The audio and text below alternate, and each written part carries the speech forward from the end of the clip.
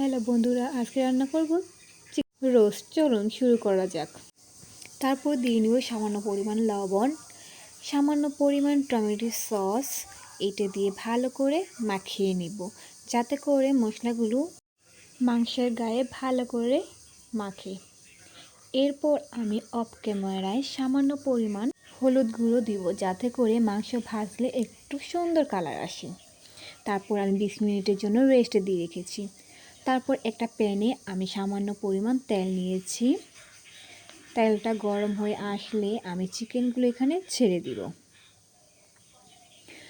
আমি সব চিকেনগুলো এখানে আস্তে আস্তে করে দিয়ে নিলাম। তারপর এগুলো ঢেকে দিব, যাতে করে চিকেনটা সিদ্ধ হয়ে যায় আর ভাজা ভাজা হয়ে যায়।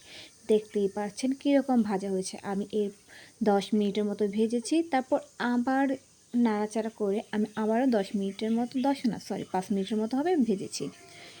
দেখতেই পাচ্ছেন কীরকম ভাজা হয়েছে। এখন আমি এগুলা উঠিয়ে নেব। রোস্ট রান্নার জন্য দুধের প্রয়োজন। আমার কাছে যেহেতু লিকুইড দুধ ছিল না, তাই আমি পাউডার দুধকে সামান্য পরিমাণ পাউডার দুধ নিয়ে পানিতে গুলিয়ে নিয়েছি। তারপর শুরু হয়ে গেল রান্নার কাজ। এখানে আমি তেল গরম করে তারপর পেঁয়াজ বাটা, সামান্য পরিমাণ আদা রসুন বাটা দিয়ে ভালোভাবে নেড়ে নেব। তারপর রাঁধুনি রোস্টের মশলাটা দিয়ে নিব সামান্য পরিমাণ, যেহেতু আমি পুরো মশলাটা দিব না, কারণ আমি বেশি পরিমাণ রোস্ট করব না, আমি অল্প পরিমাণে রোস্ট করছি, তাই সামান্য পরিমাণ রাঁধুনি মশলাটা দিয়ে ভাজা ভাজা হয়ে আসলে আমি এখানে তৈরি করা দুধটা দিয়ে দিব। তারপর এইটি আমি ভালোভাবে নাড়াচাড়া দিয়ে নিব, যাতে দুধটা মশলার সাথে মিশে যায়। তারপর এখানে আমি ভেজে রাখা মাংসগুলো এখানে দিয়ে দিব।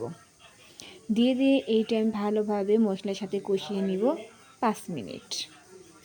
দেখতেই পাচ্ছেন এখানে আমি এক্সট্রা করে কোনো পানি দিইনি, এগুলো যাতে করে এটা ভালো করে কষানো যায়। তারপর আমি একটু ঢেকে দিয়েছিলাম 2 মিনিটের জন্য। তারপরে যে দেখতেই পাচ্ছেন মাংস থেকে যে পানিটা উঠেছে ওইটা সহ শুকিয়ে গিয়েছে।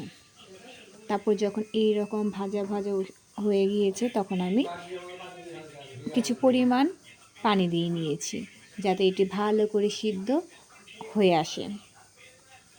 তারপর এইভাবে আমি কিছুক্ষণ রেখে দিয়েছি। তারপর দেখতেই পাচ্ছেন এই যে এরকম হয়ে এসেছে।